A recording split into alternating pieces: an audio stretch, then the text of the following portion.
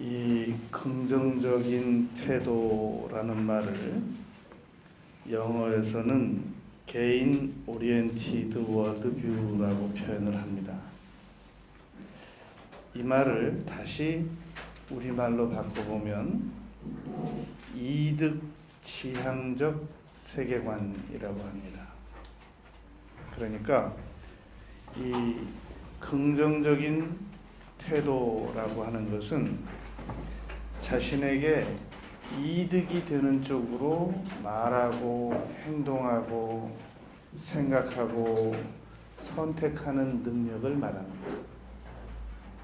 그러니까 내가 긍정적으로 선택하고 생각하고 말하고 생각해도 나에게 아무 이득도 없는 것을 긍정적인 태도라고 하지 아니하고, 긍정적인 태도라고 하는 것은 반드시 나에게 어떠한 형태로든지 이득을 가져다 준다라는 관점을 말합니다. 127시간이라는 이 영화가 있습니다. 실화입니다. 이 영화의 주인공 아론 램스톤이라고 하는 분은 아무에게도 연락을 하지 않고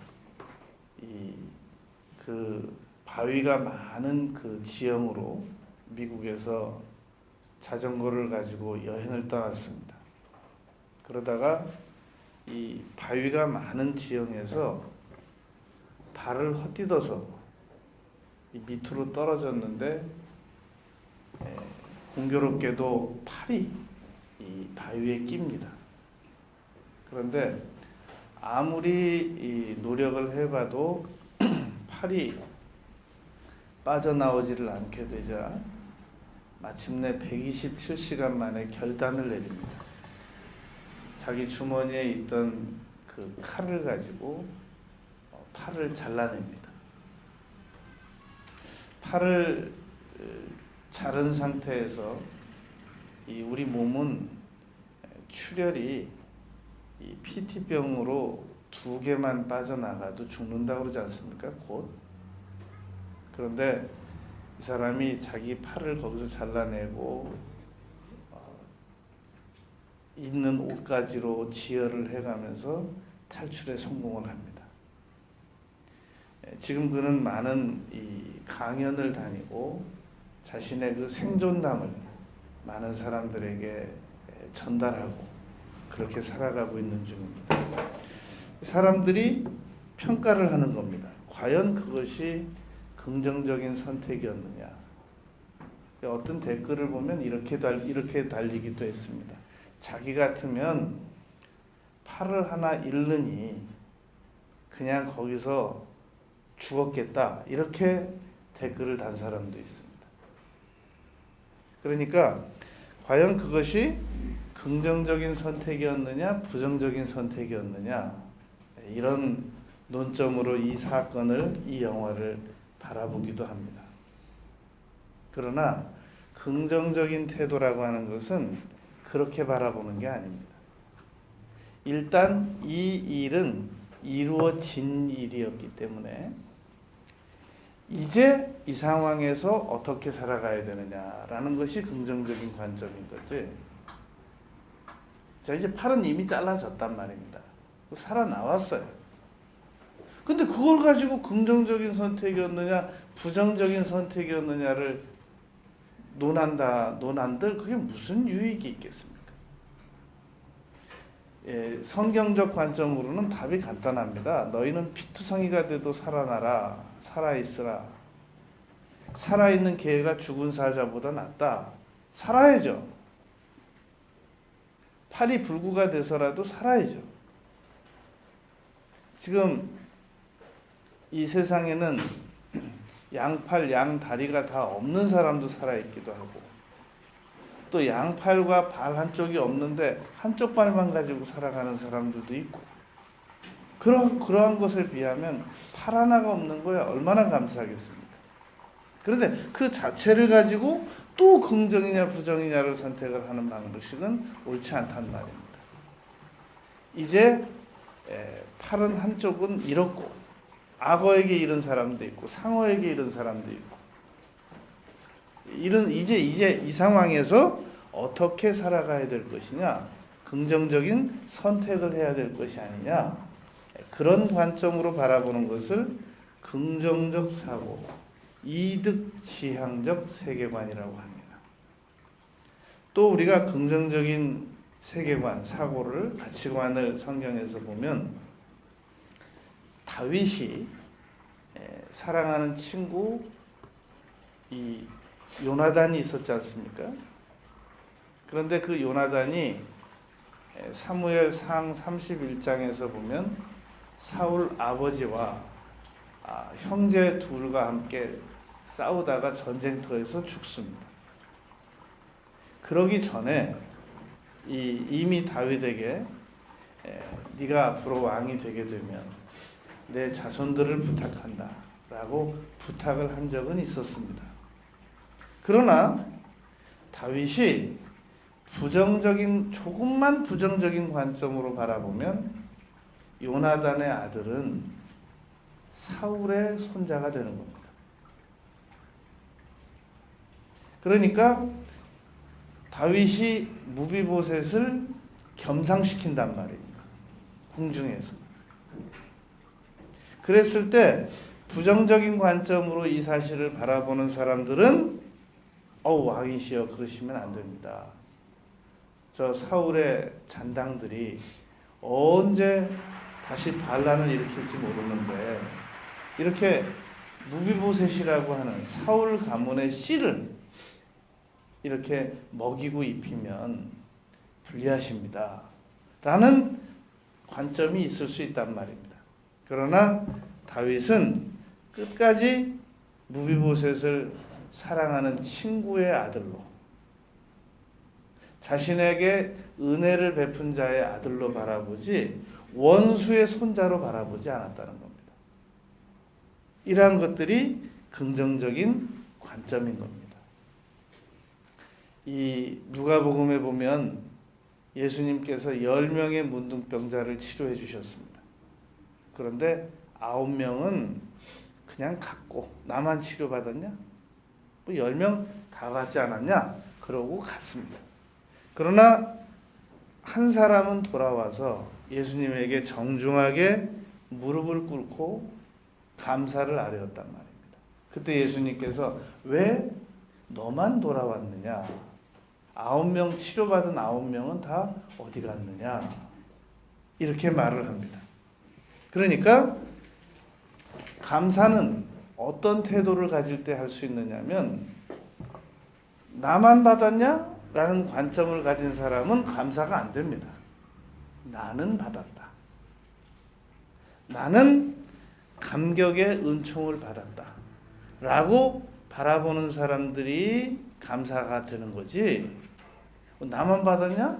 누구도 받고 다 받았는데 그게 뭐가 감사하냐? 이런 관점으로 바라보는 사람들은 감사가 될래야 될 수도 없고 오히려 원망을 하게 됩니다. 누구도 이렇게 받았고 누구도 이렇게 받았고 누구도 이렇게 받았는데 왜 나만 이러냐? 이런 관점이 된단 말입니다. 그러므로 긍정적인 관점은 경제적 이득을 가져다 주기도 하고 긍정적 관점은 새로운 선택과 기회를 가져다 주기도 하지만 긍정적 관점은 좋은 관계를 맺게도 됩니다. 우리가 부정적인 관점으로 바라보면 모든 인간관계는 다 깨져야 돼요. 더 이상 유지할 이유가 없습니다. 부정적인 관점으로 바라보면 이것도 섭섭하고 저것도 섭섭하고 그것도 못마땅하고 이것도 못마땅하고 그러므로 관계 끝! 이렇게 돼야 된단 말입니다. 그러나 긍정적인 관점으로 바라보는 사람들은 모든 것들이 다 감사하고 은혜고 그러하다는 것입니다. 이 욥은 처음에 고난이 시작됐을 때 이제 3장에서 엘리바스, 빌닷, 소발 친구들이 계속 정말 놀라운 지적을 하죠. 네가 아무래도 죄가 많은 거야. 또 거기다 더 잔인한 말을 합니다. 너의 자녀들이 죄를 지은 거야. 그래서 너무너무 잔인한 말들을 많이 하는 상황에서 23장에서 고백을 합니다. 나의 가는 길을 그가 아시나니 내가 정금같이 연단을 받고 하나님께 새로운 기회를 얻게 될 것이다 라고 절대 긍정적인 고백을 합니다. 어떤 관점으로 바라볼 때 그런 고백을 할 수 있느냐? 현재 내가 당하고 있는 고난은 훈련이다. 미래지향적인 관점으로 볼 때 훈련이다라고 믿는 사람들이 그런 고백을 할 수 있습니다. 그러나 내가 아무리 봐도 현재 내가 당하고 있는 고난은 저주 같아. 그 사람은 훈련이라고 고백을 하지 않습니다. 그러니까 긍정적인 관점의 고백은 고난을 훈련으로 바라보는 겁니다. 이 바울 사도는 로마에 가고 싶었습니다. 오늘날 전 세계적으로 우리나라보다 큰 나라로 나가고 싶은 희망을 가지고 있는 사람들은 미국도 가고 싶어 할 것이고 유럽도 가고 싶어 할 것이고 또 중국도 가고 싶어 할 것이고 여러 그 희망적 계획을 가지고 있을 수 있단 말입니다. 그런데 당시 바울은 로마를 가고 싶어 했습니다. 그런데 안 가지는 거예요. 이렇게 막히고 저렇게 막히고 그러다가 엉뚱하게 생각지도 않게 동족에게 모함을 받아가지고 죄수의 신분으로 그것도 이 가이사라와 예루살렘 쪽에서 풀려나면 배신자라고 바울 사도를 몰아서 죽이겠다고 하는 밥도 안 먹고 견디겠다고 하는 사람이 40명씩이나 있었단 말입니다. 그러니까 어쩔 수 없이 이 상고를 해서 우리말로 하면 대법 이 상소를 해서 로마를 갑니다. 배 타고. 그리고 나서 했던 고백이 있습니다. 빌립보 교인들에게 감옥 안에서 이런 고백을 합니다. 내가 당한 일이 내 계획대로는 이루어지지 않았지만 오히려 복음을 전달하는 데는 훨씬 더 유익해서 복음의 진보라는 단어를 사용합니다. 그러니까 긍정적 관점을 가지고 살아가는 사람들은 내 계획대로 무슨 일이 안 될 때 이 방법이 하나님의 방법으로 볼 때는 오히려 더 유익하고 빠르고 안전하고 좋은 결과를 가져다 줄 것이야 라고 믿는 것을 긍정적 관점이라고 합니다. 뭐 내가 한다고 뭐 되는 일이 있어? 하나님께서 언제 나한테 기도 응답해 주신 적 있어? 이렇게 짜증적 관점으로 보고 말하는 것이 아니다라는 겁니다. 이 예수님께서 그 두 맹인이 찾아왔을 때 이렇게 말합니다. 내가 능히 이 일 할 줄을 믿느냐? 그랬더니 이 두 맹인이 글쎄 믿어지기도 하고 여기저기 소문도 들어봤습니다만 그러지 않고 아주 깨끗하게 말합니다. 주여 그러하오이다. 그랬더니 예수님께서 너희 믿음대로 되라. 눈이 떠졌어요. 나는 할 수 없다. 그러나 하나님은 하실 수 있다. 이렇게 믿는 것을 긍정적 태도라고 합니다. 이 긍정심리학이라고 하는 그 책이 있습니다. 마틴 셀리그먼이라고 하는 심리학자가 미국 심리학회 회장을 지낸 사람입니다. 이분이 긍정심리학이라는 책을 저술하게 된 그 계기가 있었는데 이분에게는 5살 먹은 딸이 있었습니다. 하루는 이 5살 먹은 딸을 셀리그먼이 꾸짖습니다. 너 왜 이것도 안 하고 저것도 안 하고 저것도 안 하고 이것도 안 하냐? 그랬더니 그 심리학 교수이면서 미국 심리학회 회장 딸 5살 먹은 아이가 이렇게 아빠에게 되따져 물었습니다. 아빠, 내가 이런 것도 잘했고 저런 것도 잘했고 저런 것도 잘했고 이런 것도 잘했는데 어떻게 아빠는 나에게 이런 것도 못했고 저런 것도 못했고 저런 것도 못했고 이런 것도 못했고라는 관점으로만 따지세요. 충격을 받습니다. 그래서 이분이 만든 심리학이 긍정심리학입니다. 아, 그동안 우리 심리학계가 그 윌리엄 제임스 심리학의 아버지라고 하는 그분부터 시작해서 1800년대부터 지금까지 이 미국이 우리보다 심리학이 한 100년 앞섰습니다. 지금 이제 우리가 많이 쫓아가서 한 이제 20년만 더 쫓아가면 추월이 같이 갈 수 있는데 우리보다 앞서 있습니다.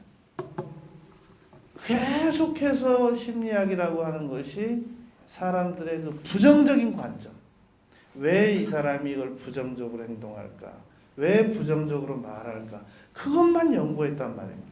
그러니까 그건 뭐와 같으냐면 나무 하나에 이파리가 한 3만 개 나 있는데 그 이파리 하나 병들면 그거 따다가 이게 왜 병들었을까? 그러니 그 3만 개나 되는 이파리인데 그 중에 한 100개, 200개, 1000개 연구해가지고 언제 3만 개를 다 파악하겠습니까?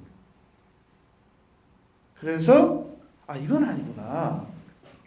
그래서 그때부터 이제 심리학을 긍정적인 관점, 어차피 부정적인 관점 평생 고쳐도 못 고치는 거니까 긍정적인 관점에서 접근을 하자. 그래서 만든 것이 긍정심리학이었습니다. 마치 뭐와 같으냐면 우리 아이들이 시험을 3과목을 봤단 말입니다. 그래서 한 과목은 70점 받아오고 한 과목은 50점 받아오고 한 과목은 30점을 받아왔단 말입니다. 그럼 여러분들은 어떻게 우리 아이들하고 대화를 시작하겠습니까? 일단 첫째, 한숨부터 길게 쉬어야 될 겁니다. 그리고 거의 대부분의 사람들은 30점짜리 시험지를 잡는다는 거예요. 이게 뭐냐? 그러나 긍정적 심리학적 관점으로 볼 때는 70점짜리만 가지고 이야기를 해야 된다는 겁니다. 너 이렇게 점수를 잘 맞았구나. 어떻게 이 과목에 이렇게 너무 무리했다 너. 너무 한 과목에만 집중했나 보구나. 그렇게 말하는 관점이 있단 말입니다. 그런데 우리는 지금 사람들을 어떻게 대하고 있고 가족들을 어떻게 대하고 있냐면 좋은 건 다 당연한 거예요. 그건 당연한 거고 가장 기분 나쁜 거, 가장 못했다고 생각하는 거, 그거 하나만 가지고 또 이야기한단 말입니다. 그리고 또 세월이 가요. 그 다음에 또 그 사람 잘한 거 다 그만두고 또 가장 못한 거. 그러니까 우리 주변에는 어떤 사람들만 있냐면 나의 가장 못난 면만 지적하는 아내, 나의 가장 부족한 것만 지적하는 아들, 나의 모든 문제점을 다 암기하고 있는 딸, 나의 모든 사안을 부정적으로 해석하고 혀를 차고 있는 시부모님들, 이런 사람들밖에 없는 거예요. 그러니 거기서 무슨 행복이 나오고 거기서 무슨 기쁨이 있겠습니까? 거기서 무슨 엔돌핀이 나오겠습니까? 그런 사람들을 무슨 수로 감동을 시킬 수 있겠습니까? 그러니까 우리가 긍정적인 관점은 관계적 측면에서, 생산적 측면에서, 경제적 측면에서, 희망적 측면에서 반드시 필요하다는 겁니다. 욥은 모든 고난은 일시적이다. 이것은 한시적으로 있는 상황이지 영원히 계속되지 않는다. 그렇게 이 생각을 바꿔나갑니다. 처음에는 왜 내가 죽어서 안 태어났던가, 세상에 안 태어난 사람들이 부럽다, 아주 극단적으로 시작했습니다. 그러다가 3장에서부터 그렇게 시작하다가 23장에 와서 놀라운 고백을 했단 말입니다. 우리가 부정적인 사고 치료받을 수 있습니다. 욥이 그렇게 고통스러운 상황에서 부정적인 사고를 가지고 간신히 출발하다가 42장에 와서 회복받는 거. 그것은 결국은 긍정적인 사고가 부정적인 사고와 환경과 여건을 극복할 수 있다라는 걸 가르쳐주는 책이 욥기인 겁니다. 이 칭찬은 고래도 춤을 추게 한다라는 책을 우리가 케네스 블랜차드라고 하는 분이 지은 책을 잘 알고 있지 않습니까? 그 가냘픈 여성들이 그 돌고래 그 콧잔등에 딱 서가지고 막 높이 뛰었다가 다시 돌고 놀라운 호흡이잖아요. 어떻게 그런 일이 있을 수 있는가를 물었더니 철저하게 이 3톤이 넘는 고래들을 칭찬한다는 겁니다. 격려하고 칭찬하고. 그런데 가끔 가다가 이 고래들과 불편하게 지내는 조련사들이 있대요. 그러면 어떤 상황이 발생되느냐? 이 고래들이 물가에 서 있는 그 조련사를 뒤에 가서 부딪혀가지고 물에 빠뜨려 버리기도 하고, 공중에 붕 띄워놓고 안 받기도 하고, 배신을 한다는 겁니다. 그래서 이게 어디서 문제가 생긴 건가? 되짚어보면 긍정적인 사고 관점이 사라졌다는 겁니다. 인간과 고래와 관계에서도 그러하다는 겁니다. 우리가 대하고 있는 사람들, 환경들, 여건들이 반드시 나는 아무 문제도 없는데 상대방만 잘못해서 문제가 발생이 된 것인가? 이 부분을 우리가 생각해 봐야 됩니다. 이 세계적인 성공학자 나폴레옹 힐이라고 하는 분은 여러 많은 책을 썼는데, 이분이 성공한 사람들을 다 모아서 연구를 해봤습니다. 그랬더니 크게 특징이 3가지가 나오더라고요. 그 중에 한 가지가 절대 긍정적인 태도를 가지고 있더라는 겁니다. 아무튼 부정적인 방식으로는 말하지 않고 생각하지 않고 행동하지 않더라 라는 것이란 말입니다. 우리가 이 교육을 시킨다는 것이 계속해서 긍정적인 그 사람의 그 지식을 많이 심어주면 사람이 긍정적이 될 것 같잖아요. 오늘 지금 긍정적인 얘기를 지금 우리가 하고 있잖아요. 그러면 적어도 이 예배가 끝나고 나서는 오늘 목사님이 또 긍정적으로 살아가자고 얘기했는데 이거 또 내가 부정적으로 말했네, 생각했네. 이게 하루는 갑니다.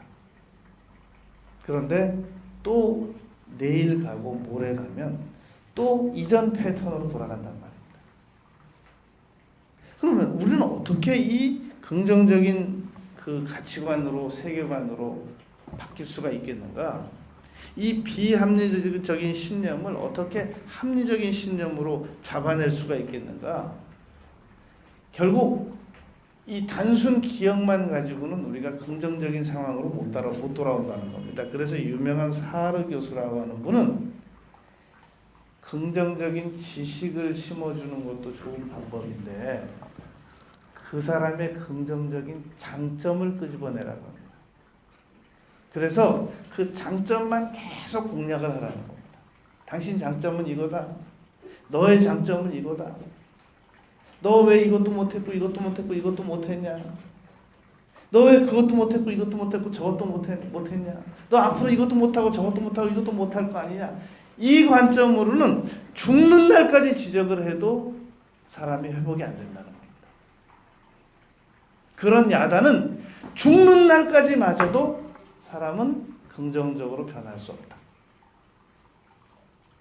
그런데 계속해서 장점을 지적받게 되면 그 장점을 보존하기 위해서, 살려내기 위해서, 지켜내기 위해서 이 자율성에 입각해서 사람이 긍정적으로 언어를 사용하고 행동을 한다라는 겁니다. 예를 들면 달라이 라마 같은 분이 이런 아주 괜찮은 얘기를 했습니다. 당신이 지금 왜 그렇게 살고 있는 줄 아는가? 과거를 돌아가라. 과거 때문이다. 불교에서 하는 말입니다. 불교적 가치관. 당신이 미래를 예측하고 싶으냐? 지금 어떻게 살고 있나 봐. 참 괜찮은 얘기죠. 그런데 우리가 이런 얘기를 아무리 들어도 그냥 곧 잊어버리게 된단 말입니다. 결과적으로는 우리가 이 긍정적인 사람으로 태도로 바뀌어내야 되거든요. 그런데 이 어떤 사람이 괴짜 심리학이라는 책을 보면은 어떤 사람들이 운이 좋은가? 보면 긍정적인 태도를 가지고 있는 사람이 운도 좋다. 이런 말이 있습니다. 그러니까 부정적인 태도를 가지고 있는 사람은 운도 따르지 않는다. 이거예요. 연습을 많이 한 사람 팀이 더 이 공이 자주 온다. 재수가 좋아가지고. 그런 관점과 같단 말입니다.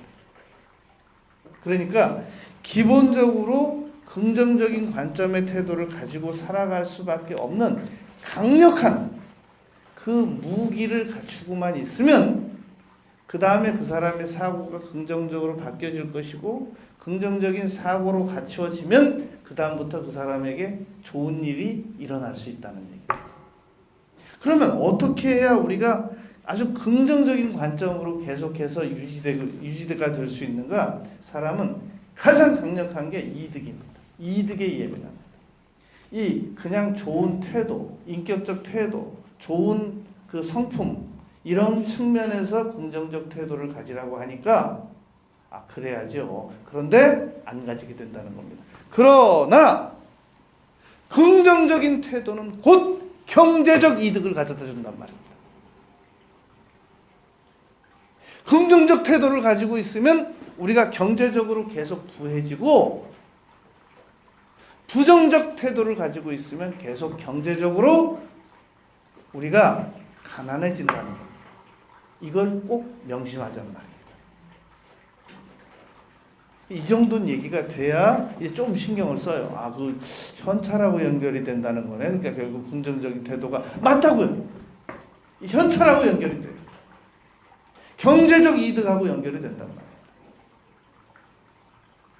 부정적 태도를 가지고 있으면 근근히 밥 먹고 살지 결국 부자가 될 수는 없습니다. 가만히 생각을 한번 보세요. 부자들을 만나서 가만히 얘기를 해보세요. 이 사람들이 어떤 형태로든지 긍정적 사고를 가지고 있습니다. 그런데 우리가 경제적인 열악함을 가지게 되는 경우는 어떻게 되든지 부정적인 사고를 가지고 있습니다. 어떤 형태로든지. 그래서 이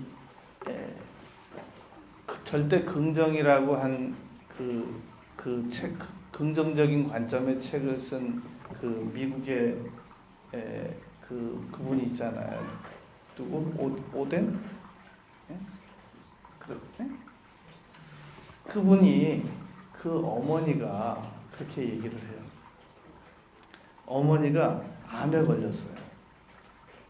그랬는데 이분이 이제 곧 자식들은 다 암에 걸려서 죽을 거라고 생각을 하고 있는데 계속해서 이분이 자기는 암에 낫겠다고 입으로 시인을 하고 다니는 거예요. 근데 이미 그 전에도 자동차가 하면 시동이 안 걸려가지고 이제 어머니 제 차 타고 가세요 막 얘기하는데 아니다. 나는 내 차 탈 거다 그러고 막 나가서 차에다 안수를 하고 막 그러더래요. 그래도 그러니까 이제 막 저 형제들이 볼 때는 너무 딱하죠. 근데 이게 또 안수하고 시동을 거니까 또 걸리더라는 거예요. 그래서 막 부르릉 하고 차를 막 집에 3바퀴 돌고 가버리시고 막 이런 분이에요. 이 어머니가. 그러더니 암에 걸렸는데 진짜 암에 나아가지고 지금도 건강하게 지내신다는 겁니다. 그러니까 긍정적인 관점은 우리에게 건강을 가져다 줍니다. 경제적 이득을 가져다 주고 건강을 가져다 주고 그리고 많은 좋은 관계를 형성할 수 있게 해준단 말입니다.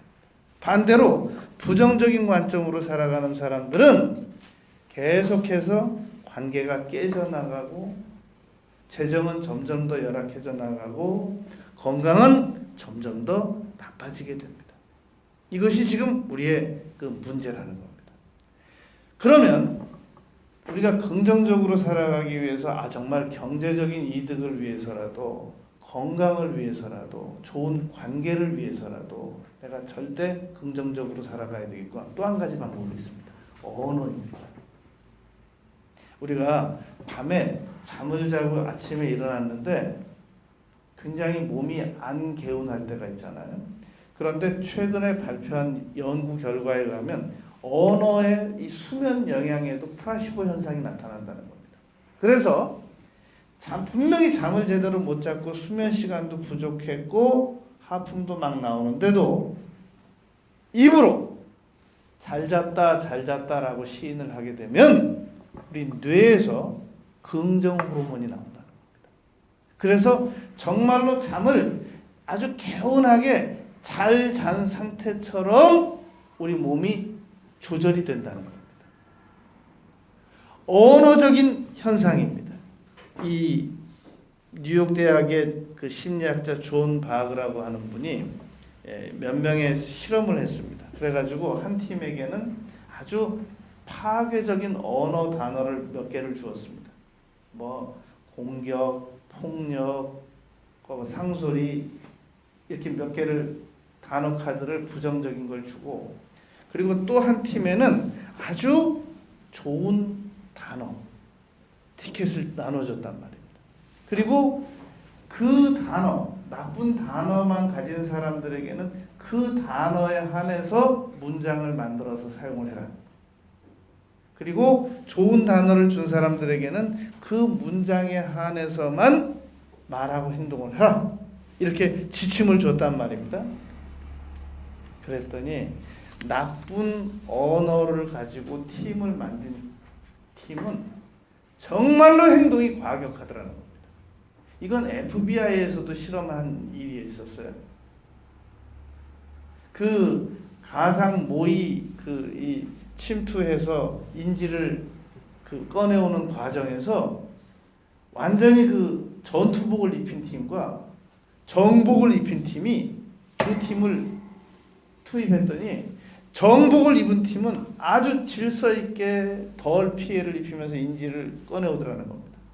전투복을 입힌 사람들 다 부셔놨대요. 우리 속에 어떤 단어가 입력되어 있느냐에 따라서 그 사람의 표정도 사납고 비판도 과격하고 부정적이고 막 찬바람이 윙윙 일고 그런 사람에게 누가 다가와서 돈을 주겠으며 그런 사람에게 어떻게 건강이 유지되겠으며 그런 사람에게 어떻게 좋은 관계가 유지가 되겠습니까? 있던 사람도 떠나가죠. 결국 우리가 긍정적인 태도를 가지고 살아가려면 철저하게 언어 통제가 이루어져야 됩니다. 그래서 지그지글러 박사는 당신이 대화를 누구하고 하든지 그 대화의 수준은 곧 당신의 수준이다. 이렇게 말했단 말입니다. 우리가 내가 내 입에서 내놓지 말아야 할 그런 언어가 있습니다. 이 명성교회 김삼호 목사님께서 한 번은 그랬대요. 그 사모님이 뭐라고 말을 하는데 이 예펜네가 그랬대요. 그래놓고 자기가 정말로 깜짝 놀랐대요. 아니 어떻게 내가 아내에게 여편네라는 표현을 쓸 수가 있었을까? 도대체 내가 어디서 이런 단어를 배웠길래 이렇게 말을 할 수가 있었을까, 목사가. 그리고 잘 찾아봤대요. 검색을 계속 해봤더니 어느 방송에선가 그 자기 부인에게 여편네라고 말하는 것을 들었더래요. 그리고는 자기도 그 단어를 사용했다는 거예요. 부정적인 언어를 안 듣거나 덜 들어야 됩니다. 파괴적인 언어를 안 듣거나 덜 들어야 됩니다. 오늘 예수님께서 마가복음 9장 23절에서 그 귀신 들린 아이, 그리고 자기는 그 아들을 더 이상 도와줄 수 없고 자기 힘으로는 아들의 문제를 해결할 수 없다고 믿었던 이 아버지에게 예수님께 무엇을 하실 수 있거든 저를 도와주십시오 라고 말할 때 내가 도와주지. 그리고 그냥 그렇게 말씀하시면 되잖아요. 할 수 있거든이 무슨 말이야? 믿는 자에게 능치 못함입니다 라고 굳이 꾸짖으시면서 이 구절을 가르쳐 주셔야 할 이유가 있으셨겠냐는 겁니다. 우리는 얼마든지 남은 생애를 긍정적인 관점으로 세계관을 가지고 가치관을 가지고 살아갈 수 있습니다. 그러려면 긍정적인 사고는, 긍정적인 관점의 사고는 그냥 긍정적인 관점으로 살아가야 되겠다라고 결심하는 정도 가지고는 안 됩니다. 첫째, 경제적 이득이 따라오고 긍정적 관점을 가지지 못할 때는 경제적 손실이 따라온다. 건강이 따라오고 긍정적 관점이 이루어지지 않을 때는 건강이 나빠진다. 긍정적 관점을 가지고 살아가면 많은 유익한 사람들을 얻고 부정적 관점의 사고를 가지고 살아가면 유익한 사람들을 잃습니다. 날마다 한마디 한마디를 예술적으로 긍정적으로 하지 않으면 우리는 그 언어에게 다시 역지배를 당합니다. 반드시 사람은 그 입에서 나온 언어, 단어 이상의 성품을 못 내보는 거예요. 그래서 성경에 보면 갈라디아서 5장 22절 23절에 사랑, 희락, 화평, 오래참, 자비, 양선, 충성, 온유, 절제, 골로새 3장 1절에서 모든 좋은 것들은 위로부터 다 내려온다. 결국 우리가 긍정적인 사고를 위해서 언어 잡고 언어를 완전히 더 이상 부정적인 언어로는 내 혀를 단 한마디도 내주지 말아야 됩니다. 동의하지 말아야 됩니다. 그리고 한마디 한마디가 경제적 이득과 연결되어 있으니까, 한 생각 한 생각이 경제적 이득과 연결되어 있으니까 조심해야 됩니다. 관계와 연관되어 있고 건강과 연관되어 있고 남은 생애를 철저하게 긍정적으로 살아가는 우리 모두가 되시길 바라겠습니다.